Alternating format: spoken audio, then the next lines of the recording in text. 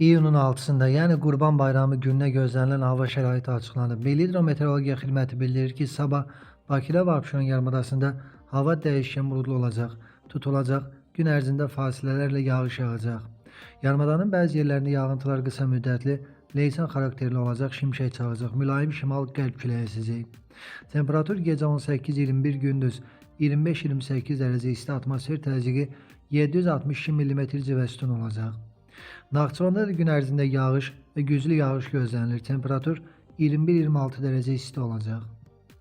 Azərbaycanın bir çox rayonlarında fasilələrlə yağış yağacağı, şimşək çağacağı, ayrı-ayrı yerlərdə yağıntıların leysan xarakterli intensiv olacağı, dolu düşəcəyi, yüksək dağlıq ərazilərə qar yağacağı bildirilir. Gecə və səhər duman olacaq, qərb küləyi arabir güclənəcək. Temperatur gecə 16-20, gündüz 22-27, dağlarda gecə 5-10, gündüz 12-17 dərəcə isti olacaq. İstənilən hava şəraitində hər birinizə xoş əhval-ruhiyyə arzu edirik.